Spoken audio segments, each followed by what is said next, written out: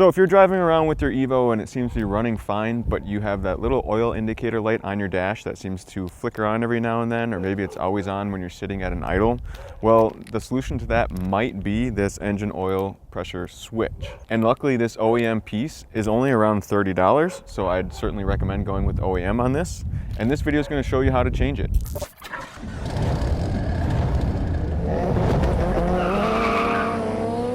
The part number for this new OEM pressure sending unit is 1258A002. And as of recording this video, it can be picked up for less than $30 to $35. Now changing this doesn't seem like it would be too bad, other than basically it's a tight squeeze. It's kind of tricky to get into. I'm going to use my GoPro here to get in this tight spot to show you exactly where this switch is. It's on the back side of the block underneath the intake manifold. And also, before we get too far along, I will let you know you will most likely need a larger wrench of some sort to get this off. It'll potentially be like a 1-inch wrench, or maybe even a 25 or 26 millimeter wrench to get this off. They also make a special tool, an oil pressure switch socket, that you could buy. That would probably make this easier as well. You'd be looking for the 1-inch to 1 1/16 inch socket if you wanted to buy that before you try to tackle this job.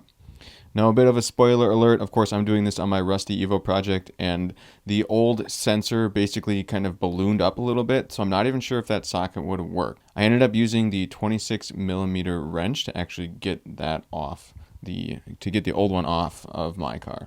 So it's also worth noting that you can view this pretty well if you just look over your valve cover right down between the intake manifold runners. You can actually view it from the top side. It's nice to see that way, to see what you're doing, but you can't really access anything through there, but it's good that you can actually view it. So before I dig more into accessing and removing the old switch, of course you are going to have to remove a few things to make this workable to get in. So you may have to remove your air filter, your mass airflow sensor, depending on what kind of setup you have there. And then you're certainly going to have to remove your battery and your battery tray. Once you remove those items, you should be able to kind of sneak in from that side of the car, and you should be able to see that switch. And of course, it's got a plug going to it. You're going to want to unplug that. You have to squeeze that part, kind of pinch it a little bit to unplug it and pull it off of the oil pressure switch. And I'm not going to lie, it took me a number of attempts to try to figure out how to actually get in here and what size wrench I needed. Again, because when I used a 1-inch wrench, it actually worked just fine on that oil pressure switch, the new one. But I, again, came to learn that the one that I was removing had kind of ballooned out a little bit because it had been on the car forever and was kind of rusty. So I ended up using a 26 millimeter wrench. And basically I only used that wrench to really break it free initially. And then I was able to kind of sneak in a vice grip and then just use a vice grip to turn it from there. You have to find the right angle to get that vice grip to make it work. I wouldn't recommend using a vice grip unless you know you're throwing away your old one. Hopefully you won't have that issue if you buy the socket for this, or if your wrench just fits well. And note that it is very tricky to kind of get that wrench on there once you figure out for sure what size kind of works for you. You may have to flip it back and forth a couple times because it's going to be a tight squeeze in there. So you're going to have to play around. You know, you want to make sure the wrench is going to be on that unit all the way so it doesn't strip anything. Moving it just a little bit at a time to, work your wrench in there until you can hopefully spin it free by hand. So here you can see I was able to remove the old switch. And then before I put in the new unit, I decided to put a little Teflon tape basically on the threads. Since there is kind of oil passing through that area, I just wanted something to help seal it up a little bit.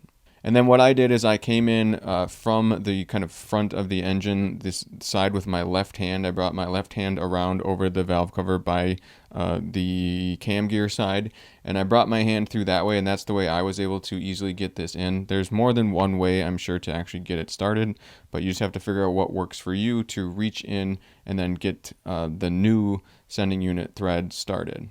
Again, you should be able to see a bit more about what you're doing if you peek over that valve cover and look right down in between those intake manifold runners. And next, you just need to be patient again and tighten that thing up. Tighten it as much as you can with your hand, and then you'll have to get a wrench on there. And again, you may have to move or try flipping it from one side to the other when you put that wrench on the unit to tighten it up a little by little. It shouldn't have to be super tight, but of course you want to make sure something like that isn't going to back out.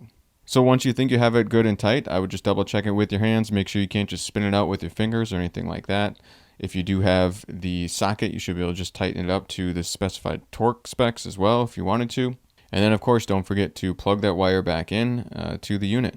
So that's about it for this how-to. Again, it's nothing too tricky, but it definitely takes a little bit of patience and hopefully some small hands, I guess, to kind of get into the tight spot. Again, you'll definitely need to remove your battery tray to get into this tight area. And of course, this isn't really a guarantee to fix that oil light on your dash, but it has worked for me in the past. I did this on my black EVO when that light was flickering, and changing this switch to a new one solved that issue. And I decided just to go ahead and change the switch on this Project Rusty Silver EVO because, again, it's a pretty cheap OEM item, and I thought I would make a how-to for you guys to see how it's actually done. But as always, this is Paul from Boosted Films saying thanks for watching, and I understand I'm not always right. You may have your own way of doing something, so if you found a better way, please leave a comment in the comment section down below. Help us all out. Let us know what worked well for you, and maybe what you found an easier way to do this job. Just let us all know.